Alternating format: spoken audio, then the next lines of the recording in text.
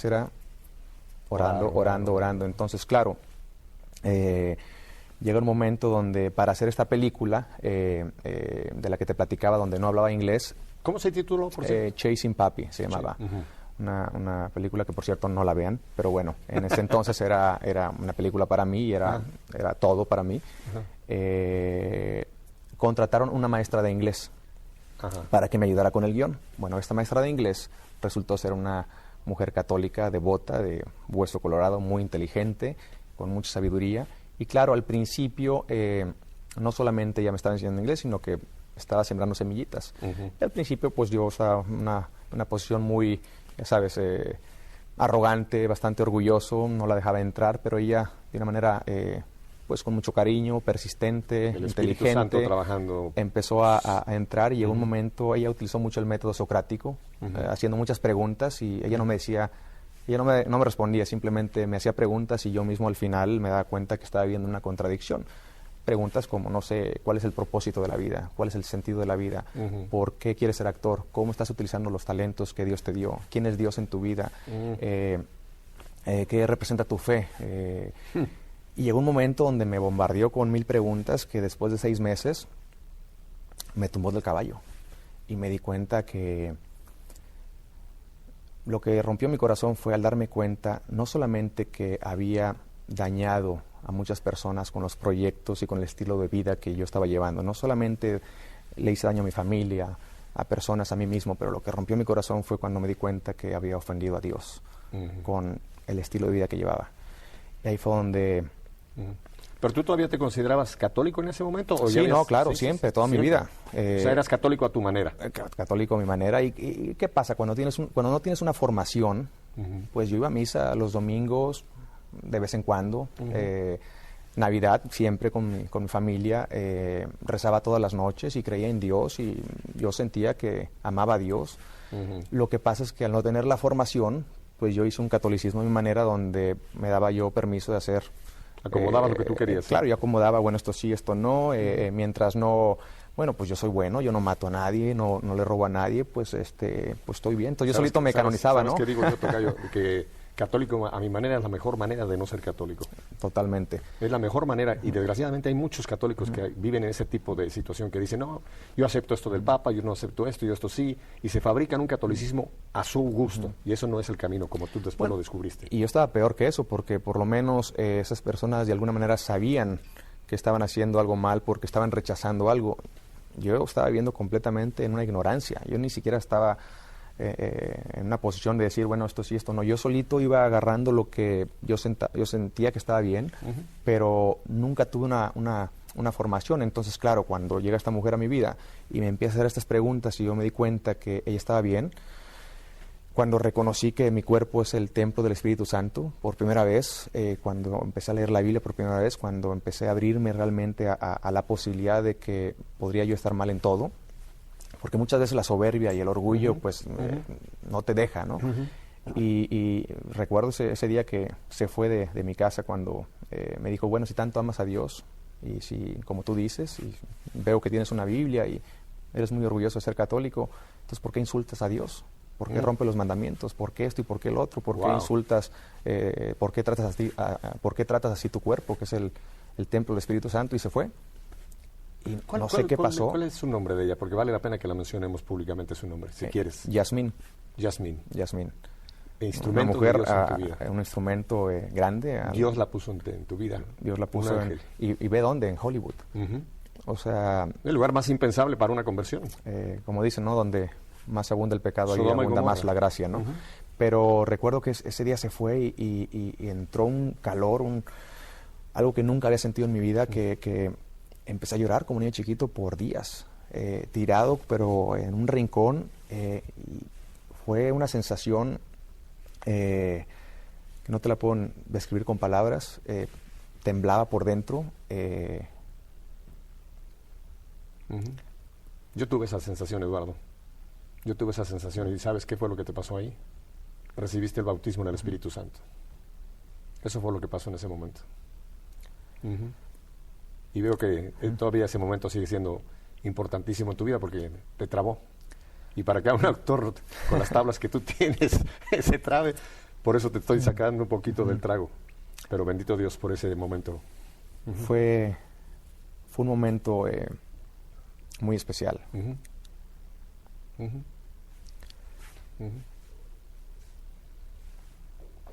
Tómate tu tiempo, tómate tu tiempo. Tómate tu tiempo, porque mira, nada más en lo que te repones. Yo estuve totalmente alejado del Señor, Eduardo, pero yo llegué a estar, a no considerarme ni siquiera cristiano, a pensar que Jesús había sido uno más de los buenos hombres en la tierra. Y fue un 20 de septiembre de 1972 que gracias a la oración de mi esposa y de mi madre, el Señor tuvo compasión de mí y tuve ese toque del Señor. Y para mí igual, cuando lo recuerdo, me vuelvo a erizar de experimentar el amor de Dios, que a pesar de nuestro pecado, Él nos ama tanto que nos rescata, nos saca de la fosa donde estábamos metidos. No, y fue un momento grande y obviamente fueron varios días donde no quería hablar con nadie.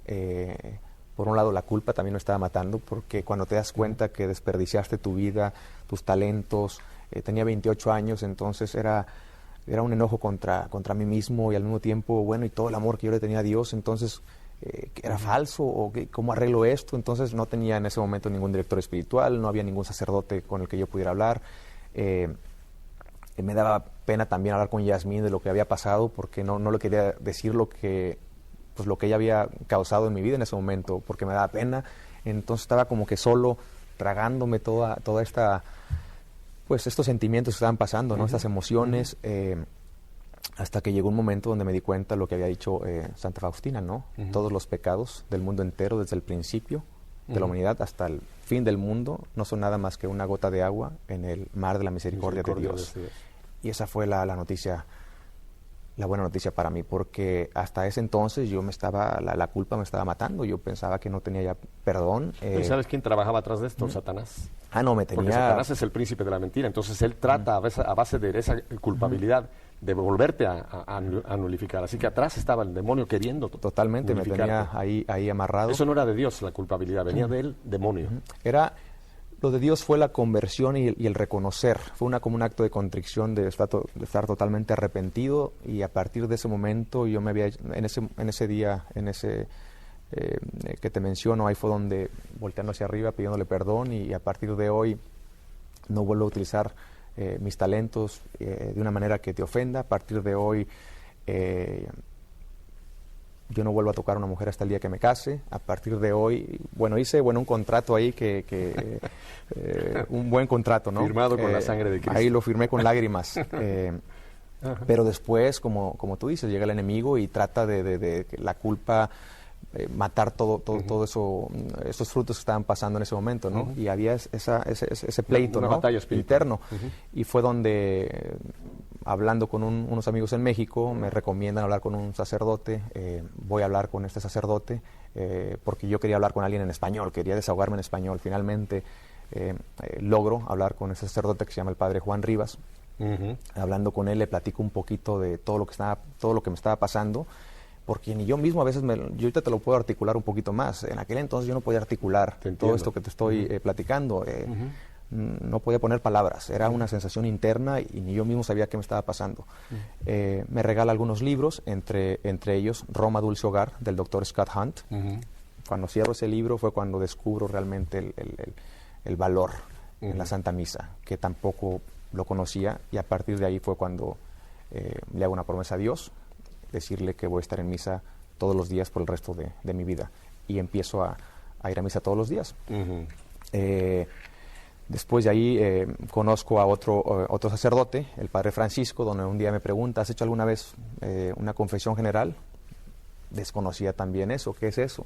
Bueno, ¿sabes lo que es el sacramento de la confesión? Bueno, sí, pero tampoco sabía realmente lo que era, ¿no? Al explicármelo y empezar a estudiar un poquito, descubriendo realmente pues el gran poder de la confesión, que no solamente tus pecados son totalmente perdonados, sino que además uno recibe una gracia especial que te ilumina el intelecto y te ayuda a discernir entre el bien y el mal, y en fin, todo esto que me lo estaba comiendo, pues empiezo a tratar de escribir. Fue como un guión de película, ¿no? Todos mis pecados desde que era niño hasta en ese momento, ¿no? Un libreto de película que después lo tuve que quemar, obviamente, no va a ser que por ahí se lo encuentre alguien, y fui a hacer mi primera confesión general con el padre Justino, que duró casi 2 horas y media y fue uno de los momentos más agradables y más preciosos y más increíbles que he tenido en mi vida cuando yo salgo de ese cuarto. Liberado. Completamente ahí. Yo siento que fue el otro segundo momento, porque el primero fue pues el Espíritu Santo tocando mi corazón y ayudándome pues a tener este arrepentimiento y este acto de contrición que estaba teniendo en mi corazón. El segundo fue cuando salgo de este cuarto recién confesado. Vamos a seguir hablando de esto, Eduardo. Vamos a ir a unos mensajes y quiero dar los teléfonos, pero solamente llámenme con preguntas importantes, no solamente para saludar a Eduardo, saludar a Pepe, sino con preguntas que de lo que hasta ahora ha compartido Eduardo les interesa a ustedes conocer un poquito más. Fuera de los Estados Unidos, que nos están viendo en toda América y España, 205-271-2980. Lo repito despacio. Apúntelo en la mano si no tiene papel. Luego se lava la mano. 205-271-2980. Dentro de los Estados Unidos, 1-800-221-9460. O si usted es de esas personas que prefieren usar la tecnología moderna, el Internet o el correo electrónico, los faxes y todo los emails, Emilios, que le dicen en España, nos puede escribir a fenvivo@ewtn.com.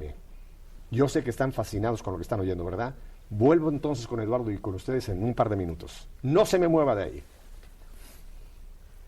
Muy bien.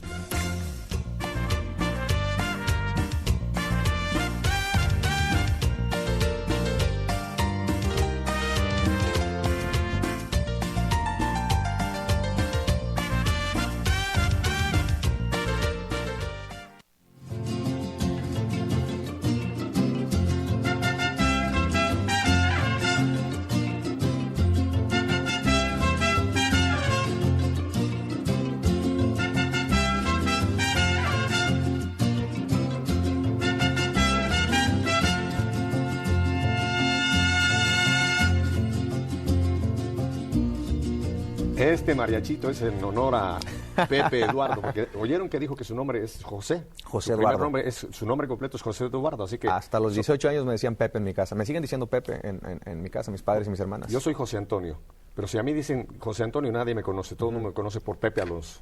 Tocayo. Eduardo, vamos a seguir entonces con este hermoso... Tenemos una llamada, así que vamos a tomarla inmediatamente. Adelante, ¿quién nos llama y de dónde? ¿Aló? María Figueroa. María Figueroa, ¿de dónde nos llamas, Sí, María? de New York. De New York. Adelante con tu comentario para Eduardo, María. Sí, estoy muy contenta de escuchar este lindo testimonio de Eduardo. No sabía dónde estaba metido, pero me ha conmovido mucho ese testimonio de él. Estoy muy contenta de todo eso que le ha pasado. Muchas gracias. Yo estaba viendo la farándula, una entrevista que le estaban haciendo, y que sí es verdad que él tiene 4 años que no tiene pareja. 4 años de no tener pareja. 5 años, más o menos. 4 años, casi 5 años. Donde lo mencioné hace un momento, ¿no? Después de haber llevado una vida bastante... disipada. Disipada. Como el hijo pródigo, así. Exactamente. Llegó un momento donde me hice una promesa, no solamente a mí mismo, sino a Dios, porque promesas que me hago a mí mismo las rompo, pero si se las hago a Dios, pues ya hay más seriedad, ¿no? Ya me pongo serio, ¿no? Y esa promesa fue vivir en castidad, cosa que no sabía, una palabra que yo escuchaba por ahí y no la entendía, ¿no? Y fue donde reconocí lo que mencioné hace un momento, el valor de la castidad. La castidad es libertad. Y llegó un momento donde pues quiero valorar lo que no valoraba antes.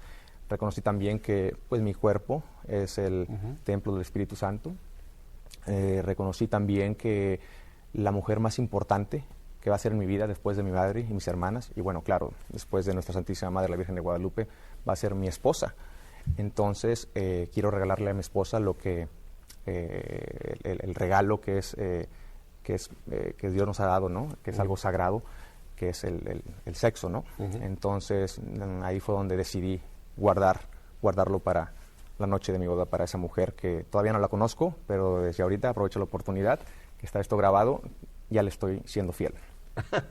O sea que puede ser que a lo mejor esa mujer esté viendo este programa el día de hoy. Tal vez, porque finalmente solamente Dios lo sabe y estoy abierto a la voluntad de Dios. Eso. y lo he podido lograr por la gracia de Dios, porque es algo que solamente con la gracia de Dios uno puede Pero vivir es en castidad. importantísimo esto que has compartido, Eduardo, porque nos ven muchísimos jóvenes y muchos jóvenes dicen, no es posible en estos días vivir en castidad. En primer lugar, la castidad no solamente